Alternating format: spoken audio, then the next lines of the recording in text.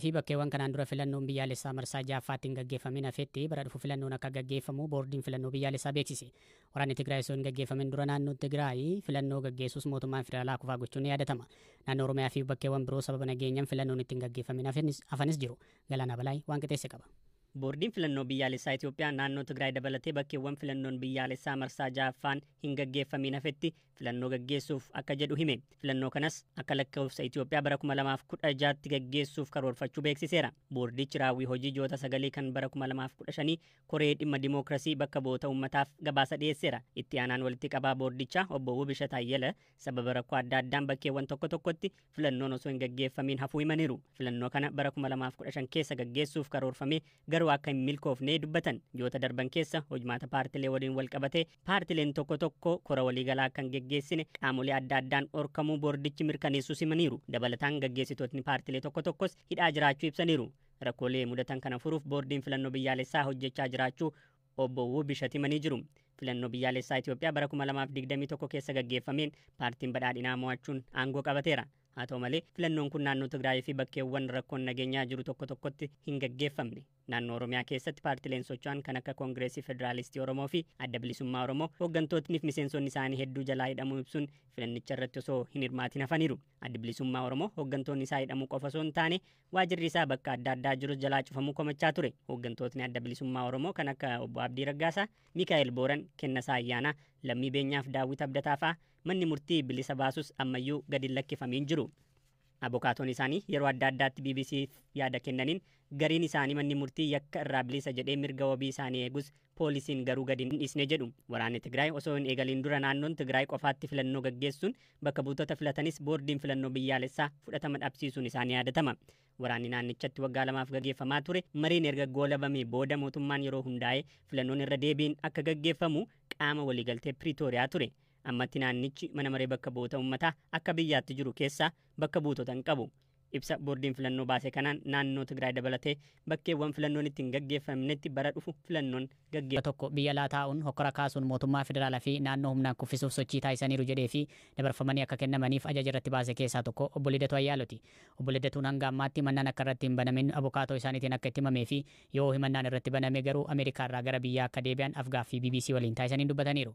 መጀመሪያም የመጣሁት እዚህ ለመኖር አይደለም ለመመለስ ነው የመጣሁት እዚህ ያው ሕክምና ቀጠሮ ስለነበረኝ ሕክምና ቀጠሮ ዱርማኑ አስጅራቹፍ ሚቲ ከነን ዱፌ ቤለማ መነ ያላ ዋነን ቀቡፍ ያለሜ ዴቢኡ ፈን ዱፌ የሮ ዲሆት ያለሜ ገረ ብየ ኮ ነን ዴቢአ ጀዴን ያዳ ቱሬ ዱራኑ ወልአንሲና ሀፉ ዋን ቱሬ ፈን በርፈደ ሀገ ከነዩ amma garuu erga himannaan shororkeessummaa kun narratti dhiyaate dafeen biyya gala osoo hin jiraanne beellama muraasa qabu xumureen deebi'an ture garuu immoo seeraan barbaadamuun dhimmi shororkeessummaa erga jiraate ani murtii fi gaaffii mana murtii irraa fagaadhee jiraachuu waan hin feeneef amma akka isaan murteesse yaala xumuruu baadhus deemuun dirqama dhibeen kiyya kan yeroo tokkoon narraa deemu miti ana waliin kan jiraatudha kanaaf beellama ji'a 3 naaf qabu garuu gaafatamummaa seeraa jalaa miliqanii turuun waan hin taaneef jedheeni tokkoffaa himannaan kun gonkumaa gocha kiyya ka ilaallatu miti sirnichis mala kana inni uumeef himannaa kana sodaadhee akkan biyyatti hin deebineef ani immoo kana fudhachuuf qophii miti qabsoo karaa nagaan hin beekama yeroo hunda seeran abdadha amanas armaan duras yeroo 5 hidhame mana murtiitu bilisa na baase ammas deemee sirna na himate kana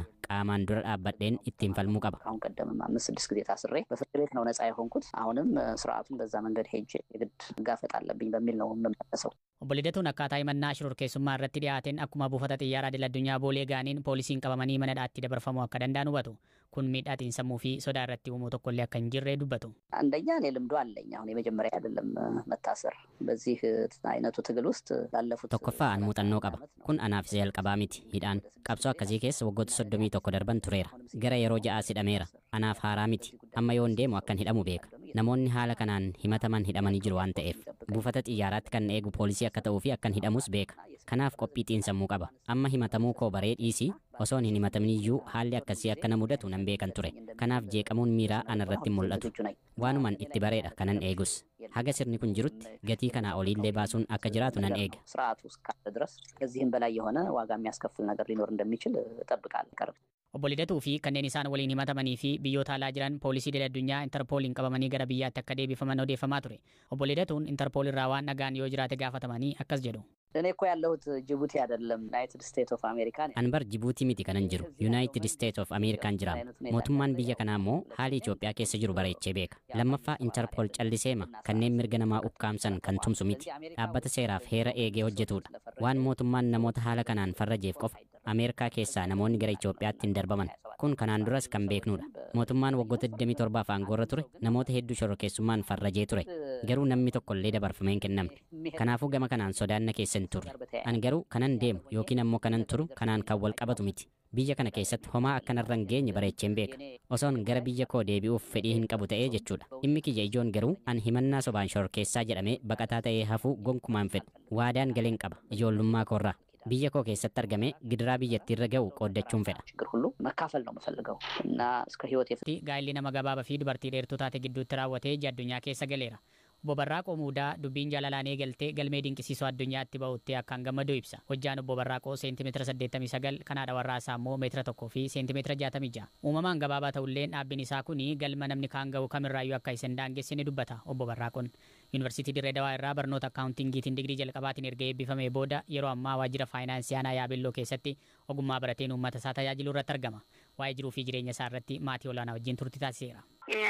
Andala deebaraa 1988 aanaa Yaabelloo iddoo addaa ganda dharreefa jedhamu daladde achumaan ilbooleefa yabbileefa isaa guddadde umrii kee barumsaaf beennaan barkul 1995 man barumsa abbatoonni liu sedhanii achi galte achumaanin 18 achi fixee booda gara iskuulii Yaabelloo man barumsa preparaatorii shalaqa jaasanii achi dhufe hanga 12 achi baradde achi barkum 2007 yuunivarsiitii Dirree Daawaa achi dabree achi baradde accounting and finance waggaa 3 achi baradde achumaan xumureetiin hojii mootummaa qabadde jechuudha. Dhihoo bultii ijaarrattee jirta. Egaa wal fuutanii hagamee haati warraa kee eenyu garaagarummaa dheerinni keessan maal fakkaata? Haadhi warra kiyya Leensaa Culluu jedhamtiin muddee gaafa lama wal fuune. Bara 2015. Dheerinni keenya baay'ee garaagarummaa qaba. Ani seentimeetira 89 fi immoo meetira 1 fi seentimeetira 65. Yoo waliin deemtan ati eessa ishiitti buuta dheerinaan? Ani mudhii ishiitii siyyuu gati yeroo deemu. Namooti maal sinin jedhe yaadi namootaa namooti naannoo keessanii hiriyoonni keessan? Baay'ee dinqisiifatu. Duraanis barteen akkasiillee baay'ee waan hin jirreef fakkeen namaa taatanidhani baay'ee dinqisiifatanii akka nama biraatiifis fakkeen isaanii baay'ee jajjabeessan. Duraan dubartii dheertuu fuudhuuf yaaduma akkasii qabaa ture. Gumiyaa hiyyanaa ta'e dubartii dheertuu fuudhe. Baadhii warra keenyaas kiyyaas. Dhiyoo kana immoo galmee dinqisiisoo Afrikaa irratti galmooftanii yookaan beekamtii argattanii jirtanii waan sannatti miira akkamii sitti uume egasii maal keessa? Waan baay'ee namatti tolu. Duraanis nu waluun jaalanneetiin wal fuun malee galmee dinqisiisoo Afrikaa akka gurguddaa kanarraa galmoofnaallee inni yaannu waan akkasiillee waa hin eegineef baay'een gammade. UNESCO gubbaatti garaagarummaan kan galmaa warri UK'ti. Qaama kee guddaa nam garuu achirraa galmaa UNESCO irraas. Namooti naannoo maal jedhan eegasii amma beekamtii argattanii booda? Baay'ee nu boonsiteetiin jirtaa jedhanii yaadi baay'ee fuula hedduu naa bilbilanii baay'ee nu boonsitee jirta. Fuulduraafis bakka akkasiin UNESCO irraa galmooftuu baay'ee qabna. Waaqni gargaarinaa jedhanii baay'ee na waliin dhaabbatan. Karoorii keenya gara fuulduraa amma yoo waaqni jedhe ilmee sorachuufi bultii keenya jabeeffannee keenya bakka waliimaan jiraanne galma baay'ee ga'uuf karoora qabna. Hundeessaa fi hojii gaggeessaa olaanaa galmee dinqisiisoo Afrikaa kan ta'an obbo Ashannaa fi Alamuu cimdiiwwan kunneen riikardii Afrikaa qofa osoo hin taane riikardii karaa kanaan akka addunyaatti jiru cabsanii jiru jedhan. ከዚህ በፊት በዓለም ሪከርድ ተይዞ የነበረው ወንዱ 1 ሜትር ከ9 ሴንቲሜትር riikardiin kanaan dura qabamee ture dhiira hojjaa meetira 1 fi seentimeetira 9 fi dubartii hojjaa meetira 1 fi seentimeetira 66 lammii UK ta'anidha. Garaagarummaan hojjaa isaan gidduu jiru seentimeetira 56. Kan ijoollee keenyaa ammoo Barraaqoo hojjaansaa seentimeetira 89, kaleensaa ammoo meetira 1 fi seentimeetira 65dha. Garaagarummaan hojjaa isaanii seentimeetira 76. Kun riikardii addunyaa waan ta'eef beekamtii kennineef. Akkaataa odeeffannoon nuti qabnuun namoonni kunneen riikardii addunyaatti cabsan. BBC'n cimdiiwwan lamaan riikardii addunyaa cabsuu isaanii kana ofiin hin mirkaneeffanne. Obbo Ashannaafiin garuu cimdiiwwan kunneen riikardii addunyaa cabsaniiru gaheen keenya sadarkaa Afrikaatti beeksisuudha malee dhaabbata galmee dinqisiisoo addunyaa akka nuuf galmeessaniif gaafachuu miti jedhan. ዓለም ላይ ዓለም አቀፍ እውቅናዎችን የሚሰጥ ተቋም ጊነስ ቡክ ኦፍ ወርልድ ሪከርድ ብቻ አይደለም። Addunyaa irratti ka beekamtii kennu Guinness Book of World Record qofaa miti. Jaarmiyaaleen idil addunyaa waan kana hojjetanis jiru. Nuti wantoonni dinqisiisoon akkasii wayita dhufan dhaabbilee biroos ni qunnamna. Ammas karaa iimeelii ka qunnamne qabna. kabarraa qofaa haga yoonaa Guinness Book of World Recordsitti hin beeksifne. Wanti beekamuu qabu garuu nuti of dandeenyee akka Afrikaatti hojjenna. Qaamni alaa akka beekamtii nuuf kennu hin feenu. Ofii keenyaan dhimma keenyaaf beekamtii kennuu irratti cimsinee hojjenna. Boodarra gara idil addunyaa deemuun kan hin oolle ta'us garuu nuti dirreen keenya Afrikaa keessa. Nuti muuxannoo biyyoota hundaa maal akka fakkaatu hin ilaalle. Garuu akkaataa galmee rikaardii qabamee jiruun kan keenyatu caala. Addunyaa irratti namoonnis ta'e wantoonni wayitaa rikaardii qabatan carraa guddaatu uumamaaf kan jedhan obbo Ashannaafin biyya keenyatti garuu carraan kun argamaa hin jiru jechuun hanqinni jiraachuu ibsan. በዓለም አቀፍ ደረጃ ላይ ያለው ኤክስፒሪየንስ ምን መሰለህ? ጊነስ ቡክ ኦፍ ላይ ለመመዝገብ $1000 ነው የምትከፍለው። ተመዝጋቢው ነው የሚከፍለው። Akka muuxannoo addunyaarra jirutti Guinness Book of World Record irratti galmaa'uuf $10,000 lakkaa'amu kaffalta. Dhaabbati kun waraqaa ragaa yoo kennu maallaqi kaffalu homtuu hin jiru. Garuu sababa kanaan carraan argamu hedduudha. Nuti galmee wantoota dinqisiisoo Afrikaa irratti baasuuf homaa hin kaffalchiisu. Namoota waan kana hubachiisuu barbaanna. Gootota hedduu baasuu feena waan ta'eef. Nuti erga waan kana eegallee akka biyya keenyaatti gootota hedduu baasneerra. Garuu kan baay'ee nama gaddisiisu carraan gama kanaan dhufe hin jiru.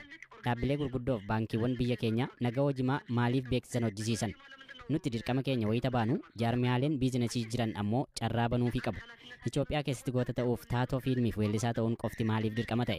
Yenenesh dubartiin jedhamtu dubartii Itoophiyaa dheerinaan beekamtuudha. Garuu carraan arganne. Fakkeenyaaf dubartiin Indiyaa gabaabinaan rikaardii qabdu miliyeenara. Manni ishee ni daawwatama. Keenya tokko kan Walaayitaa Sooddootti argamtu garuu namni ishee yaadate hin jiru. Isheenis gabaabinaan rikaardii addunyaa qabdi. Santimeetira 61 hojjaan ishee akka carraan banamuuf dhaabbilee hedduu waliin wal falmaa turre.